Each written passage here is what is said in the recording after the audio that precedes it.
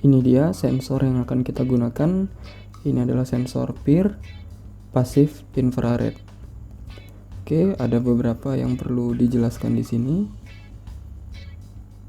Yang pertama adalah 3 pin yang akan terkoneksi ke microcontroller. Yang paling kanan ini adalah pin VCC, yang tengah itu adalah pin data, dan yang paling kiri adalah pin ground. Oke. Kemudian di sini ada jumper. Ini ada 3, yang di tengah itu adalah yang terkoneksi ke sistem PIR-nya. Nah, sekarang kita cabut dulu. Oke. Nah, kalau kita setting seperti ini, yang paling kanan, settingan ini adalah settingan untuk non-repeatable trigger. Dan kalau kita pindah ke kiri, berarti settingannya sekarang adalah repeatable trigger.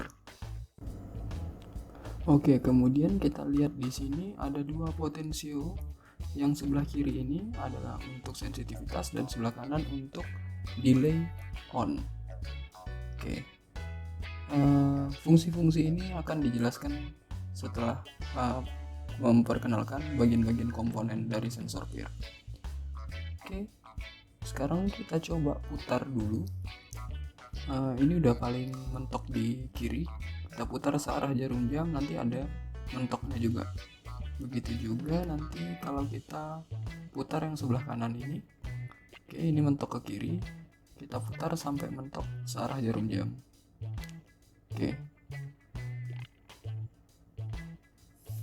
Oke, itu aja penjelasan bagian-bagiannya. Sekarang kita masuk ke cara kerjanya.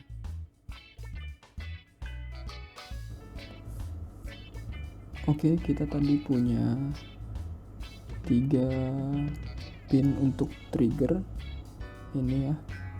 Nah, ketika kita setting seperti ini, yang ini yang terkoneksi. Oke, ini namanya repeatable trigger.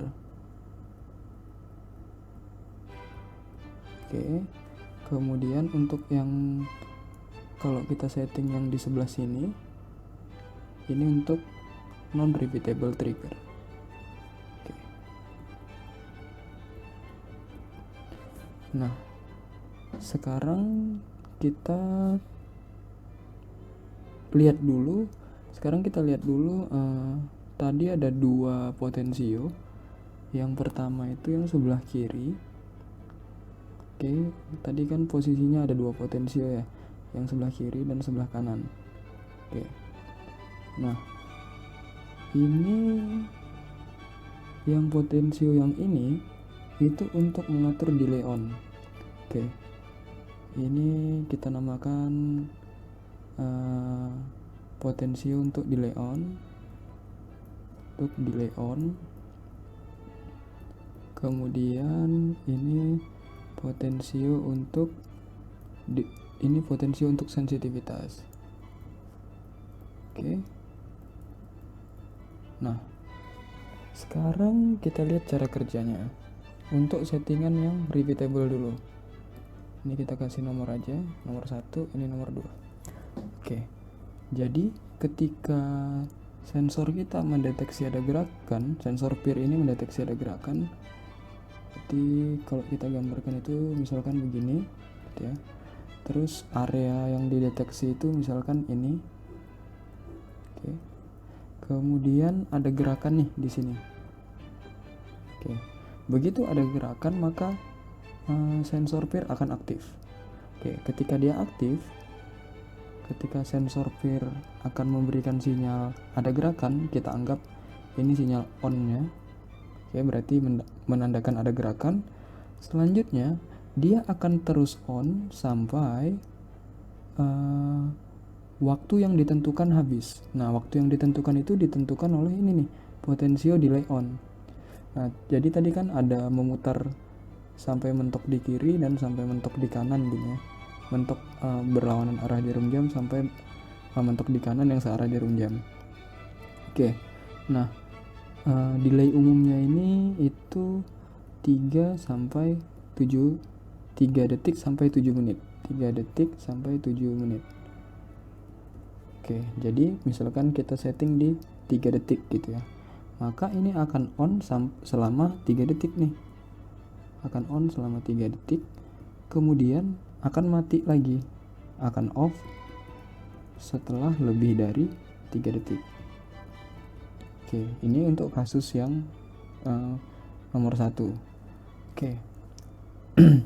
Jadi ketika ada trigger nih, di detik ke-1 ada trigger, kemudian di detik kedua ada trigger yang lain.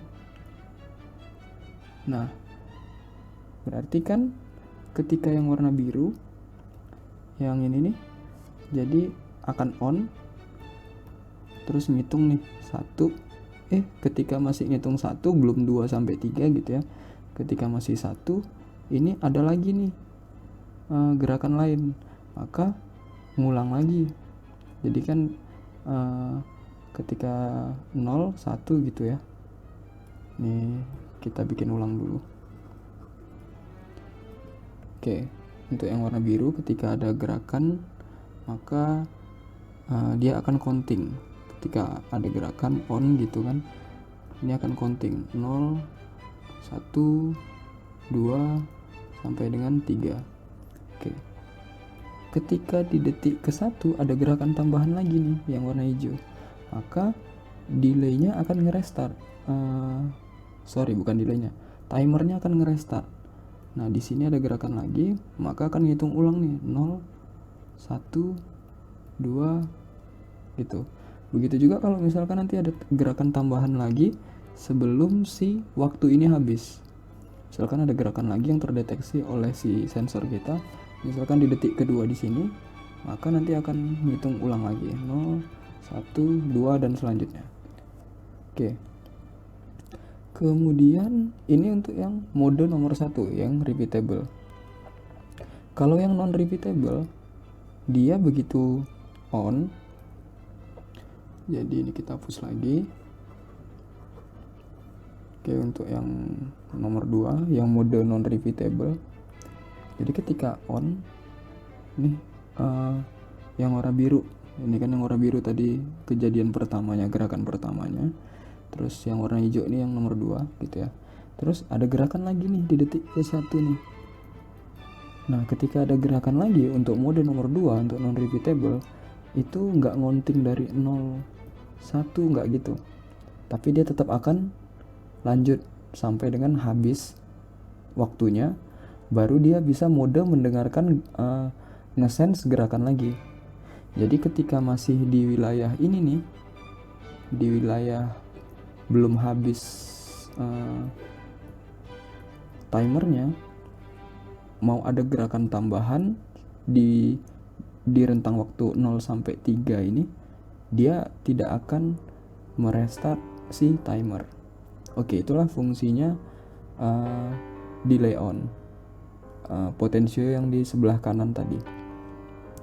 Oke, itu untuk mode repeatable dan non repeatable. Terus potensio sensitivitas. Jadi kalau kita putar ke arah kiri gini ya, mentok di kiri, kan dia tadi bentuknya tuh gini nih.